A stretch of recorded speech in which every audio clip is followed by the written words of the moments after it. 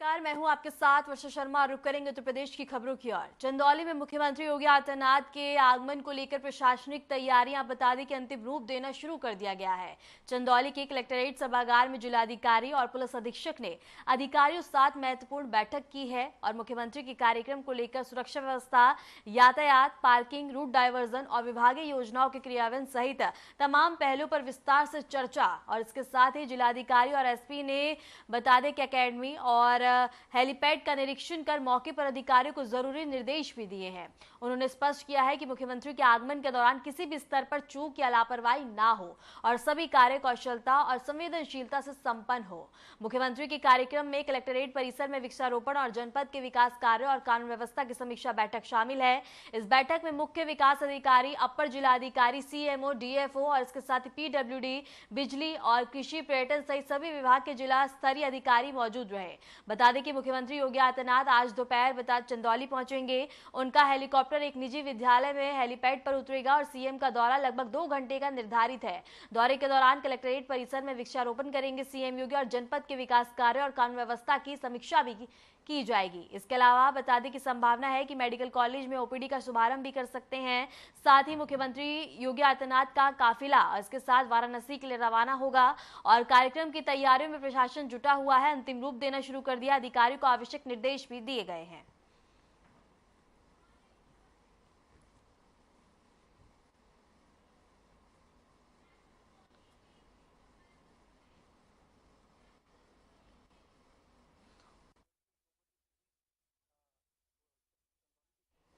इसी खबर पर रुक करेंगे हमारे संवाददाता चंद्रमौली केसरी का। क्या कुछ जानकारी है, क्या कुछ अपडेट है?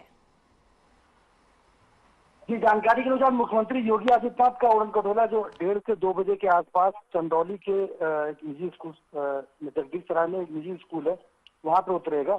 वहां से वो सीधे कलेक्ट्रेट पहुंचेंगे जहां पे एक वृक्षारोपण का कार्यक्रम है। वहां पे वो कलेक्ट्रेट में वहां अधिकारियों के संग विकास कार्यों की समीक्षा भी करेंगे और पुलिस के आला अधिकारियों के साथ कानून व्यवस्था का फीडबैक भी लेंगे। चंद्रमौली, कौन-कौन से रूट्स को डाइवर्ट किया गया है? सुरक्षा के क्या-क्या इंतजाम किए गए हैं, क्योंकि अब तैयारियों को अंतिम रूप देना शुरू कर दिया है? जी बिल्कुल, आप जिस तरह तस्वीरों में देख रहे थे कि हेलीपैड का जो पूरा काम है पूरी तरह से हो गया और सुरक्षा व्यवस्था को लेकर बहुत पुलिस जिलाधिकारी पुलिस कप्तान ने बहुत चाक चौबंद व्यवस्था की है और कुछ जगहों के रूट जो है वो डाइवर्जन किए हैं। और बहुत दिनों से जो आपको बताना था कि बहुत दिनों से जो बहुत प्रतीक्षित थी और जो हमेशा चुनाव का मुद्दा भी रहता था, ये न्यायालय का भवन, वो मुख्यमंत्री आज न्यायालय भवन के निर्माण की आधारशिला भी रखेंगे। और सीएम योगी आदित्यनाथ वृक्षारोपण भी करेंगे, इसको लेकर क्या कुछ जानकारी है?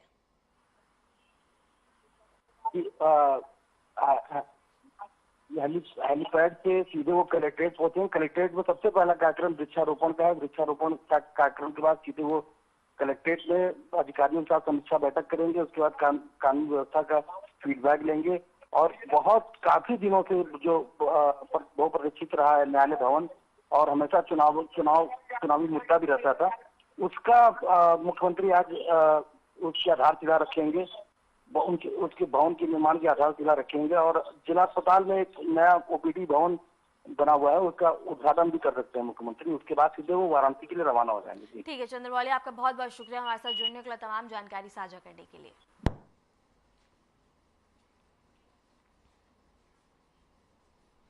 रुक करेंगे अगली बड़ी खबर की ओर। सीएम योगी आदित्यनाथ का वाराणसी का दौरा है। आज दोपहर 3 बजे पुलिस लाइन पहुंचेंगे सीएम योगी। अधिकारियों के साथ अहम बैठक भी करेंगे। सर्किट हाउस में बाढ़ पर करेंगे चर्चा। विकास कार्य और कानून व्यवस्था पर समीक्षा बैठक होगी। काशी विश्वनाथ और काल भैरव के भी दर्शन करेंगे सीएम योगी। युवा आध्यात्मिक शिखर सम्मेलन में भी शामिल होंगे। इस वक्त की बड़ी खबर है, जहां उत्तर प्रदेश के मुख्यमंत्री योगी आदित्यनाथ का आज बता दें कि वाराणसी का दौरा है और इसके साथ ही दोपहर 3 बजे पहुंचेंगे सीएम योगी आदित्यनाथ, जहां बता दें कि काल भैरव और काशी के पूजा अर्चना करेंगे, दर्शन करेंगे और इसके साथ ही समीक्षा बैठक भी करेंगे। इसके साथ ही अधिकारी को तमाम जरूरी दिशा निर्देश दिए जाएंगे, जहां बाढ़ निरंतर और इसके साथ ही कानून व्यवस्था को लेकर भी बैठक की जाएगी और अधिकारियों को तमाम जरूरी दिशा निर्देश दिए जाएंगे। इस वक्त की बड़ी खबर है, जहां बता दें कि उत्तर प्रदेश के मुख्यमंत्री योगी आदित्यनाथ का वाराणसी का दौरा है। दोपहर 3 बजे बता दें कि पहुंचेंगे पुलिस लाइन और इसके साथ ही बता दें कि भव्य तरीके से सीएम योगी आदित्यनाथ का स्वागत किया जाएगा। सुरक्षा के पुख्ता इंतजाम किए गए हैं, रूट्स को डाइवर्ट किया गया है। और इसके साथ ही बता दें कि सीएम योगी आदित्यनाथ अधिकारियों के साथ बैठक भी करेंगे, जहां अधिकारियों को कानून व्यवस्था और बाढ़ से नियंत्रित पाने के लिए तमाम जरूरी दिशा निर्देश भी दिएंगे।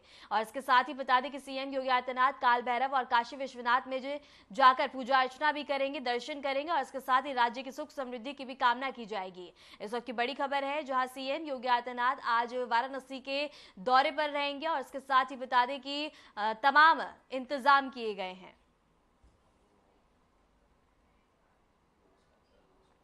यूपी सरकार का बड़ा कदम देखने को मिल रहा है। डिजिटल दक्षता बढ़ाने की दिशा में कदम उठाया गया। यूपी के विधायकों को बता दें कि मिलेगी एआई की ट्रेनिंग। सरकार कराएगी एआई पर विशेष प्रशिक्षण सत्र। मानसून सत्र के दौरान विशेष सत्र और इसके साथ ही कामकाज में तकनीक के इस्तेमाल का बता दें कि ट्रेनिंग दी जाएगी। विधायकों को दी जाएगी ये जानकारी। इस वक्त की बड़ी खबर है, लखनऊ से बता दें कि बड़ी खबर सामने आ रही है, जहां उत्तर प्रदेश सरकार अब विधायकों को आर्टिफिशियल इंटेलिजेंस यानी एआई की ट्रेनिंग देने जा रही है। मानसून सत्र के दौरान इसके लिए एक विशेष सत्र आयोजित किया जाएगा, जिसमें विधायकों को उनके कामकाज से जुड़ी प्रक्रियाओं और अधिक प्रभावी और तकनीकी रूप से उन्नत बनाने की जानकारी दी जाएगी। सरकार का ये कदम डिजिटल युग में जनप्रतिनिधियों की दक्षता बढ़ाने की दिशा में एक बड़ी पहल मानी जा रही है।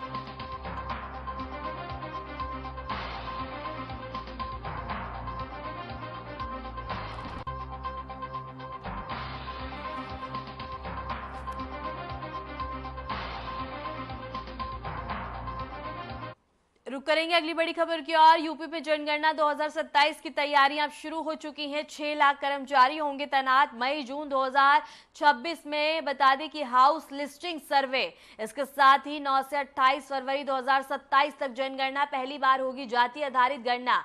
इस वक्त की बड़ी खबर है, उत्तर प्रदेश में जनगणना 2027 की तैयारी का आगाज हो चुका है। प्रदेश भर में इस महाअभियान के लिए करीब 6 लाख कर्मचारियों की तैनाती की जाएगी, जिसमें 5 लाख प्रणक और इसके साथ ही 54,000 सुपरवाइजर और 12,000 अधिकारी शामिल होंगे। जनगणना से पहले मई जून 2026 में हाउस लिस्टिंग सर्वे कराया जाएगा, जबकि मुख्य जनगणना 9 फरवरी से 28 फरवरी 2027 तक आयोजित होगी। इस बार की जनगणना खास रहने वाली है, क्योंकि आजादी के बाद पहली बार जाति आधारित गणना की जाएगी। यह देश की कुल बता दें कि 15वीं और स्वतंत्रता के बाद 5वीं जनगणना होगी। सरकार का दावा है कि ये गणना डिजिटल, सटीक और सर्वसमावेशी होगी।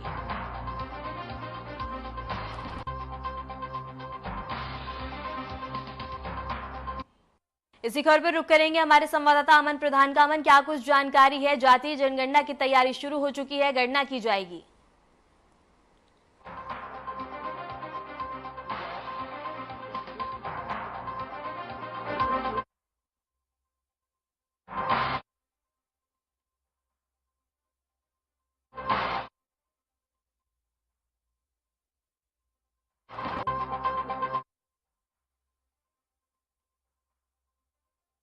इसके साथ ही बता दें कि मई जून 2026 में हाउस लिस्टिंग सर्वे, 9 से 28 फरवरी 2027 तक जनगणना और पहली बार होगी जाति आधारित गणना।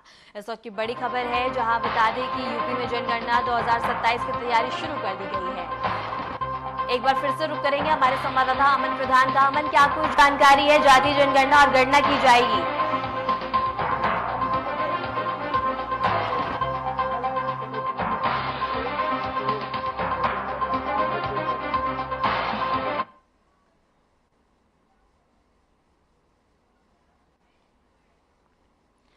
इसके साथ ही बता दें कि आगाज हो चुका है प्रदेश भर में इस बार बता दें कि कर्मचारियों की तैनाती की जाएगी, जिसमें 5 लाख प्रणक और 54,000 सुपरवाइजर और 12,000 अधिकारी शामिल हैं।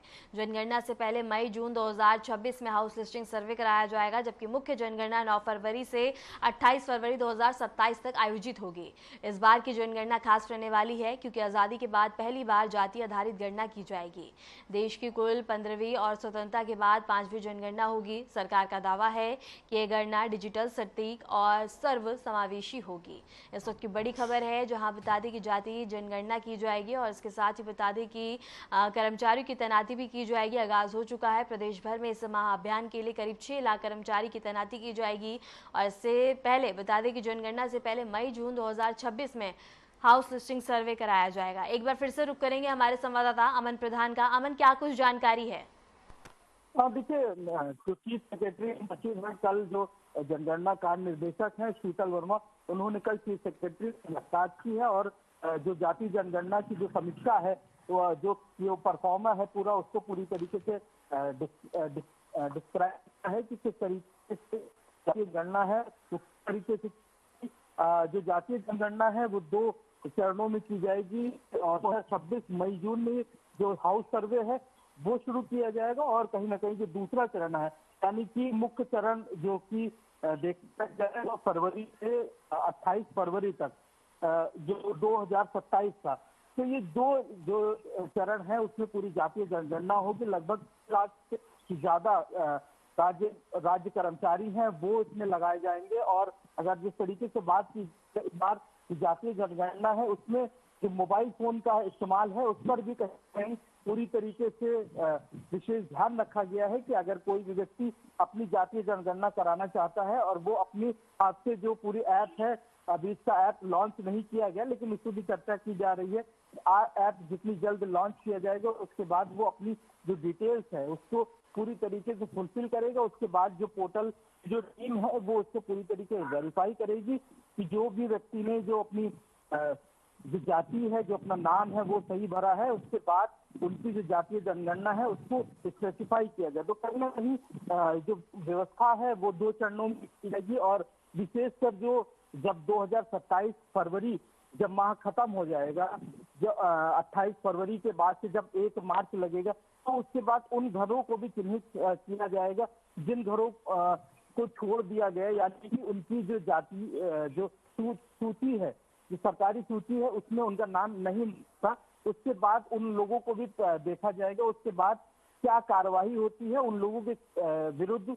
या उनको नई सूची में शामिल किया जाएगा या किसी तरीके की और कोई चर्चा होगी उनके साथ, ये तो वक्त बताएगा। लेकिन कहीं ना कहीं जातीय जनगणना है, इसका एक बहुत बड़ा उद्देश्य ये है कि ये 8वीं बार जातीय जनगणना होने जा रही है और 2027 का जो चुनाव होगा वो कहीं ना कहीं काफी महत्वपूर्ण पहलुओं को देखते हुए होगा, क्योंकि जातीय जनगणना एक बहुत बड़ी चीज होती है। ठीक है अमन, ठीक है अमन, जिस तरह से आपने बताया कि अहम पहलू होंगे, तो अगर पहलू की बात की जाए तो वो कौन कौन से विशेष पहलू होंगे जिनके आधार पर जातीय जनगणना की जाएगी, और उसके बाद अगर कहीं कोई भी कमी देखने को मिलती है कुछ भी, तो क्या उससे राजनीति गरमा सकती है? हाँ देखिए, निश्चित तौर पर इसीलिए जो इतना टाइम है, जो पहला चरण है वो मई जून 2026 में, फिर उसके बाद दूसरा चरण 9 फरवरी से 28 फरवरी की, यानी का पूरा 1 साल का जो टाइम पीरियड है उसके दौरान जो फील्ड ऑफिसर जो 5 लाख से ज्यादा जो कर्मी हैं उनको तैनात किया जाएगा। तो वो पूरी फील्ड रिपोर्टिंग करेंगे, हाउस टू हाउस जाएंगे, वहां से डेटा कलेक्ट करेंगे। उसके बाद जो 1 साल का पूरा टाइम होगा उसके बीच में उन सभी डेटा को एनालाइज किया जाएगा। फिर एनालाइज के बाद जो सेकेंड स्टेज होगा, यानी कि जो 9 फरवरी से 28 फरवरी का जो टाइम पीरियड होगा, उसके बाद ये चीजें स्पष्ट हो जाएंगी कि जो डेटा लिया गया है वो पूरी तरीके से स्पष्ट है। फिर उसके बाद जो जाति है उसके बाद से उनको स्पेसिफाई की जाएगी। तो कहीं ना कहीं जो कोलैप्स रहने की जो संभावना है वो कहीं ना कहीं कम हो जाएगी, जिसकी वजह से इतना जो लंबा जो टाइम पीरियड है वो 1 साल है वो प्रदेश सरकार ने रखा है। हालांकि अगर जिस तरीके से बात की जाए, जब जातीय जनगणना का केंद्र में संसद में उठा था तो कहीं ना कहीं तमाम प्रयास लगाए गए थे कि कहीं काफी शिक्षाएं आएंगी, जातीय जनगणना होगी। कहीं ना कहीं उत्तर प्रदेश सरकार ने ये स्पष्ट कर दिया है कि जो 1 साल का टाइम पीरियड रहेगा तो हाउस टू हाउस। ठीक है, मैंने आपका बहुत बहुत शुक्रिया हमारे साथ जुड़ने के लिए, तमाम जानकारी साझा करने के लिए। रुक करेंगे अगली बड़ी खबर की ओर। बता दें कि जेपीएनआईसी की पुरानी कमेटी भंग कर दी गई है। नई गवर्निंग कमेटी गठन को लेकर जल्द ही बैठक होगी। प्रमुख सचिव की अध्यक्षता में ये फैसला होगा। और इसके साथ ही बता दें कि बड़ी खबर है जहां लेआउट और संचालन व्यवस्था में बड़े बदलाव भी देखने को मिल सकते हैं। म्यूजियम एलडीए के हवाले और बाकी संचालन निजी संस्था को, और बैठक के बाद जारी होगा टेंडर। राजधानी लखनऊ स्थित जेपीएनआईसी से जुड़ी पुरानी गवर्निंग कमेटी को भंग कर दिया गया है। अब नई गवर्निंग कमेटी के गठन को लेकर जल्द ही प्रमुख सचिव की की अध्यक्षता में बैठक बुलाई जाएगी। इस बैठक में JPNIC के लेआउट और संचालन व्यवस्था में बदलाव को अंतिम रूप दिया जाएगा। फैसले के तहत म्यूजियम का संचालन अब LDA करेगा, जबकि अन्य हिस्सों का संचालन निजी संस्था को सौंपे जाने की तैयारी है। संचालन की जिम्मेदारी तय करने के लिए बैठक के बाद टेंडर प्रक्रिया शुरू की जाएगी। गौरतलब है कि JPNIC का निर्माण सपा सरकार के कार्यकाल में हुआ था और अब इसे नई सोच और नई व्यवस्था के तहत पुनर्गठित किया जा रहा है।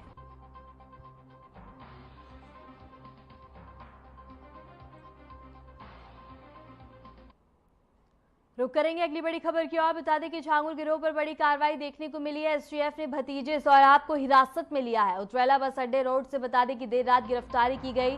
धर्मांतरण के मामले में आरोपी छांगुर गिरोह पर लगातार शिकंजा कसता हुआ नजर आ रहा है। छांगुर गिरोह पर STF ने बड़ी कार्रवाई की है। सूत्रों के मुताबिक STF ने देर रात उतरेला बस अड्डे से बता दें कि छांगुर के भतीजे को हिरासत में लिया।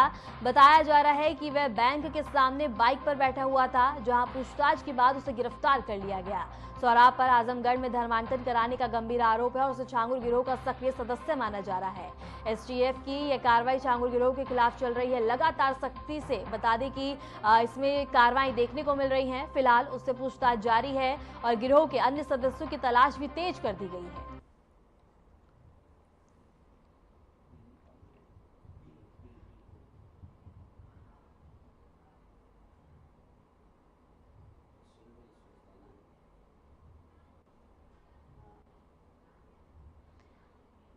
इसी खबर पर रुक करेंगे हमारे संवाददाता विशाल सिंह का। विशाल, क्या कुछ जानकारी है? छांगुर बाबा के भतीजे की गिरफ्तारी हुई है।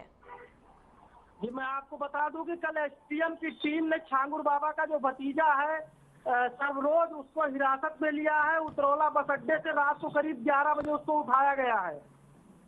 विशाल, इस पूरे मामले में पुलिस का क्या कुछ कहना है और छांगुर बाबा से अभी तक जितनी भी पूछताछ हुई है उसमें क्या क्या खुलासे सामने आए हैं? जी, अभी छांगुर बाबा से जो पूछताछ करके कल उसको जेल में भेज दिया गया था। और मैं आपको बता दूं कि जो इसमें जो इसका भतीजा है सरवरोज, ये आजमगढ़ में धर्मांतरण के मामले में आरोपी भी है और ये बाबा का सबसे बड़ा राजदार भी है। ठीक है विशाल, आपका बहुत बहुत शुक्रिया हमारे साथ जुड़ने के लिए, तमाम जानकारी साझा करने के लिए। श्रावस्ती में छांगुर गिरोह से बता दें कि करीबी की आशंका पर मुबारक नामक व्यक्ति के पॉलीक्लिनिक को प्रशासन ने सील कर दिया है। जानकारी के मुताबिक मुबारक ने झाड़ फूक से शुरुआत कर धीरे धीरे अवैध संपत्ति खड़ी की और खुद को डॉक्टर बताकर इलाज करके लगाया। चौंकाने वाली बात यह है कि मुबारक चरस तस्करी के आरोप में जेल भी जा चुका है, फिर भी उसने मेडिकल स्टोर और क्लिनिक खोलकर धंधा शुरू कर दिया। प्रशासन को शक है कि अस्पताल बंद होने के बावजूद वहां भीड़ और प्रभाव बना रहा और इसके साथ ही जिलाधिकारी ने बताया कि मुबारक की आय से अधिक संपत्ति और बैंक खातों की जांच की जा रही है। साथ ही उसकी संवेदनशील गतिविधियों में बता दें कि पड़ताल जारी है। प्रशासन ने स्पष्ट कर दिया है कि ऐसे संदिग्ध तत्वों पर सख्ती से कार्रवाई जारी रहेगी।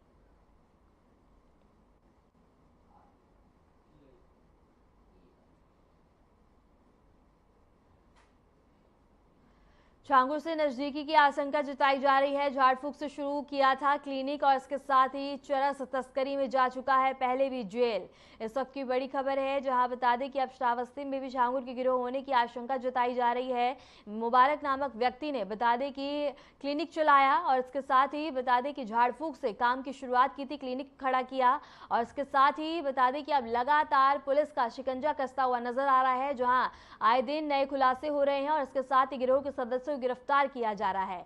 उसी के तहत बता दें कि श्रावस्ती में भी अब एक मुबारक नामक व्यक्ति पर पूछताछ और इसके साथ ही बता दें कि क्लिनिक चलाया गया और झाड़ फूक से बनाया था क्लिनिक, चरस तस्करी में पहले भी जेल जा चुका है और इसके साथ ही लगातार पुलिस अपना शिकंजा कसती हुई नजर आ रही है। मुंबई में भी बता दें कि 14 ठिकानों पर ईडी की छापेमारी भी देखने को मिली है।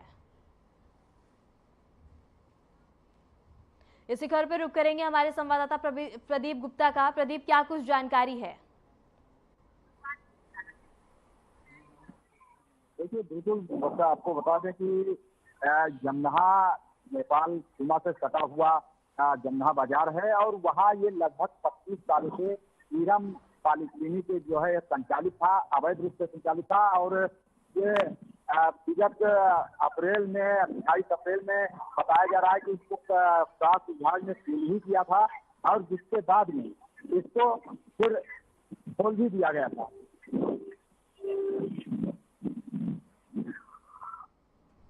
प्रदीप, लगातार मामले में खुलासे होते हुए नजर आ रहे हैं। जहां एक और ईडी भी अपना शिकंजा कस रही है, तो वहीं प्रशासन भी अपना शिकंजा कसती हुई नजर आ रही है। लगातार नए नए खुलासे हो रहे हैं, तो क्या लगता है कि ये मामला कितना तूल पकड़ता हुआ नजर आएगा?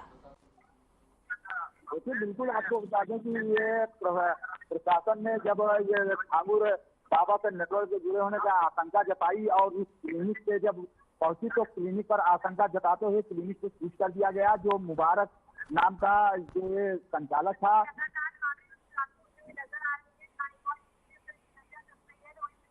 ठीक है प्रदीप, आपका बहुत बहुत शुक्रिया हमारे साथ जुड़ने के लिए, तमाम जानकारी साझा करने के लिए। धर्म परिवर्तन मामले को लेकर उत्तर प्रदेश से लेकर महाराष्ट्र तक छांगुर बाबा पर ईडी ने बड़ी कार्रवाई की है। ईडी ने अब तक कुल 14 ठिकानों पर छापा मारा। बलरामपुर में छांगुर बाबा के 14 ठिकानों पर सुबह 5 बजे ईडी की छापेमारी जारी रही, जिसमें मधुपुर स्थित आवास और उतरैला का सुभाष नगर कॉम्प्लेक्स शामिल है। वहीं दूसरी ओर मुंबई के महिम स्थित रिजवी हाइट्स में भी ईडी की दबिश देखने को मिली है। ये 3 तस्वीरें हम आपको टीवी स्क्रीन पे दिखा रहे हैं और इसके साथ ही पहली तस्वीर मुंबई की है, दूसरी बांदा की है, तीसरी बलरामपुर की है।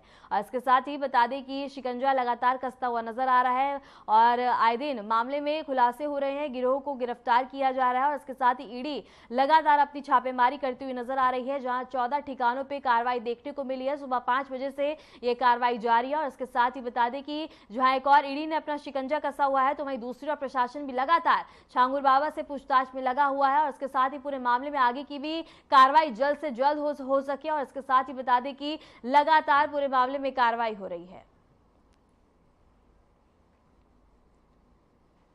नोएडा क्षेत्र में पुलिस और चोरों के बीच मुठभेड़ हुई है, जहां चेकिंग के दौरान संदिग्धों को रोकने पर बदमाशों ने पुलिस पर फायरिंग शुरू कर दी। जवाबी कार्रवाई में दोनों बदमाशों के पैर में गोली लगी है और उन्हें घायल हालात में गिरफ्तार किया गया। यह बदमाश बंद पड़े घरों की रैकी कर ताले तोड़कर चोरी की वारदातों को अंजाम देते थे। बदमाशों के पास से आभूषण, नकदी, 4 मोबाइल और घटना में प्रयुक्त बाइक भी बरामद की है। पुलिस कमिश्नर लक्ष्मी सिंह के नेतृत्व में लगातार अपराधियों पर शिकंजा कसा जा रहा है।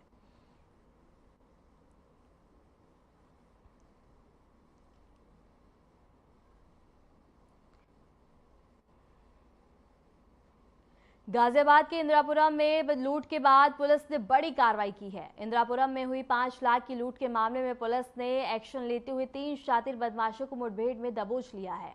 पुलिस की जवाबी कार्रवाई में 2 बदमाशों के पैर में गोली लगी, जबकि तीसरे को मौके पर ही गिरफ्तार कर लिया गया। पकड़े गए गैंग पर गाजियाबाद और नोएडा में 20 से ज्यादा आपराधिक केस दर्ज हैं। बदमाशों ने पहले रैकी की और फिर लूट की वारदात को अंजाम दिया। मौके से 5 लाख नगद, 2 तमंचे, 1 बाइक बरामद की है। फिलहाल घायलों का अस्पताल में इलाज जारी है और पुलिस आगे की कार्रवाई में जुटी हुई है। अधिक घटनाओं पर अंकुश लगाए जाने हेतु लगातार ही थाना क्षेत्र इंदिरापुरम में नियमित रूप से प्रभावी चेकिंग की जा रही है। आज उसी क्रम में दिनांक 16 जुलाई को शाम के समय वसुंधरा टी पॉइंट पे चेकिंग के दौरान एक बाइक पर 3 युवक सवार होते हुए आते हुए दिखाई पड़े, जो कि रेलवे अंडरब्रिज के कच्चे रास्ते पर जा रहे थे। मौके पर उपस्थित पुलिस बल के द्वारा वहां उनको रोककर चेकिंग कराने हेतु निर्देशित किया गया। इसके क्रम में उनके द्वारा ना रोकते हुए बाइक बहुत तेजी से भगाई गई, जिससे कि इनकी बाइक फिसल गई और ये गिर गए। जब पुलिस बल के द्वारा उनको घेराबंदी करके पकड़ने का प्रयास किया गया, तो इनके द्वारा पुलिस बल पर जान से मारने की नीयत से फायरिंग कर दी गई, जिसके क्रम में पुलिस बल द्वारा भी इनके ऊपर आत्मरक्षा जवाबी फायरिंग की गई, जिसमें इनमें से 2 बदमाशों को पैर में गोली लगी है तथा तीसरे बदमाश को साहस का परिचय देते हुए पुलिस बल द्वारा मौके से ही गिरफ्तार कर लिया। फिलहाल के लिए खबरों में इतना ही और ऐसे देश और दुनिया की तमाम खबरों को जानने के लिए बने रहें हमारे साथ।